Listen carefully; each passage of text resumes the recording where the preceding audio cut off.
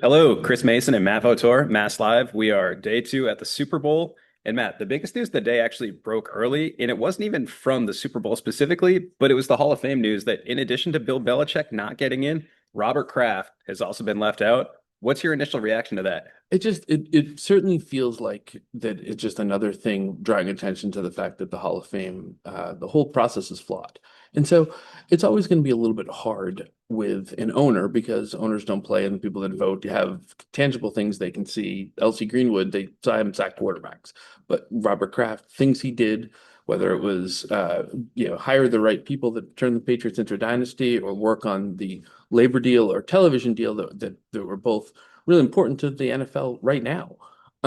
Those weren't things that you could, watch on Sunday afternoon, but he's been really important. But it's Kraft following Belichick being left out that is just drawing further more and more attention. And so for a long time, the NFL and it's changed over the years has had a convoluted process of how they vote people into the Hall of Fame, but no one really paid that much attention to it.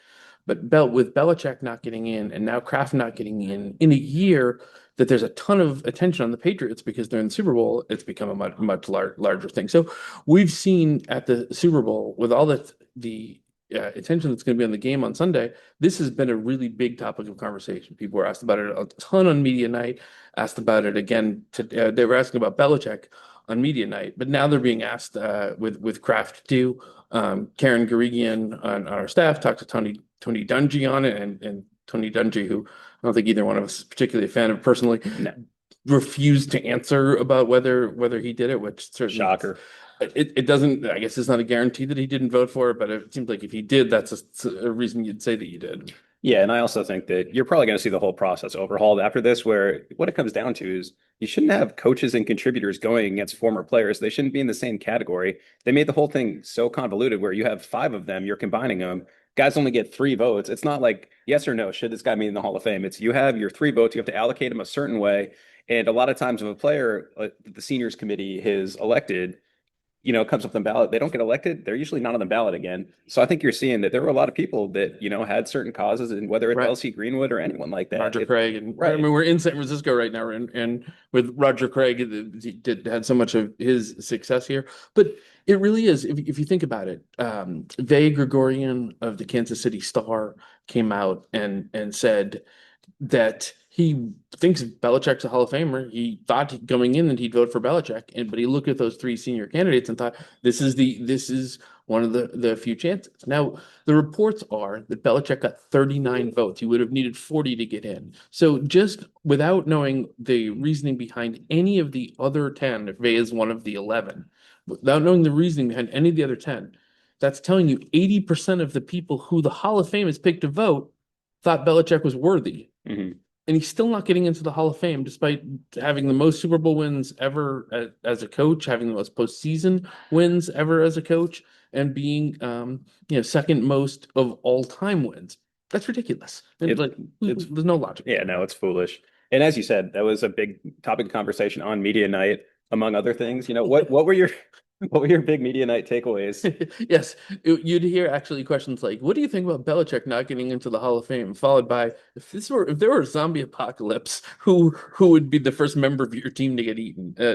Media night, I've done two of these now, and it's really they're they can be really useful and really goofy in general. The overriding thing that struck out to me is Patriots seem pretty calm. They seem like the players seem excited to be there for a team that doesn't have a lot of guys that have been there before. They are they at least outwardly seem to be treating this with some maturity, which is it's not the biggest thing, but it's a good starting point. Yeah, and so I was set up at Drake Maye's station for the entire hour that he was there, and really similar to what you're just saying is I thought he came across as really mature in the sense, he's 23, he has a chance to be the youngest Super Bowl winning quarterback of all time. But he really he leaned into the goofiness and was funny and wasn't afraid to laugh at himself or other things. But then he also came across really well at certain points where whenever his family came up, he would talk so genuinely. For those were his longest answers in the night. We're talking about his mother, talking about his wife, talking about he really seemed to like warm up when he got a few goofy questions right off the bat, but then somebody asked him who his heroes were. And that gave him a platform to talk about his older brothers who were so important to him. And I thought he came across really well. I don't think there's much that he could have done better there. And I do think that speaks to the comfortability they have. And I'm sure Vrabel is setting that tone where it was funny for the May podium. There were dozens of reporters sardined in there. Like it must have, I mean, it did smell. It wasn't great. It wasn't great. It wasn't a great place to be. Sorry, But this is funny. Yeah, funny thing to mention when you're yeah, talking about smelling. yep. But as May was walking over to his podium, Vrabel was right next to him, and you saw him just smirking. Like he got in Drake's ear. I don't know what he was saying, but I do think that they're playing with a calmness, and I wouldn't say they're playing with house money here because it's still a Super Bowl, but underdogs, they've overachieved all year. I do think that they look comfortable right Yeah, now, and it's funny because it's so like it is. This is a team that you look at and say this is a team that has a chance to be a contender for a long time. But history is so loaded with teams that look that way that never got Mhm. back there. So this is an opportunity that you better take advantage of at the time. But as you mentioned with Drake May, it's been brought up so many times anecdotally about he's had older brothers that were such great athletes and coming from that family, but it seems like for most of his life, most of his time at North Carolina, he was the younger brother of the guy that hit the big shot in Mhm. basketball at a school that is so basketball focused. So I think it helped him not get too big for himself, which is not always easy to do. But I think for a 23-year-old guy, that's a really good start. Agreed. And so looking ahead, Wednesday, the Patriots are going to get on the field for a practice. There will be a pool reporter there. We'll know maybe not the details that you want. You're not going to get the Drake May through 37 passes or whatever. It's not going to be that detailed. It's not going to be training camp with No, everybody no training starting camp everyone. stats. Oh my God. Don't get me started. Dumbest thing. But yeah, so we'll have more information on that. We'll have more information on the shoulder. But media night, he talked about it. He said he felt like he turned a corner with the shoulder when the plane touched down here.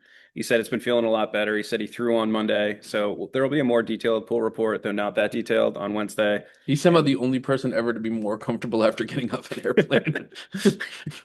That is strange, isn't it? And especially, the Patriots airplane after it got slammed by That's right. the On player survey, the NFLPA one. They haven't made that seem like the roomiest in the world, but yeah, no, apparently he's feeling better, and we'll know some more tomorrow. So, thank you for following along, and yeah, we'll catch you next time.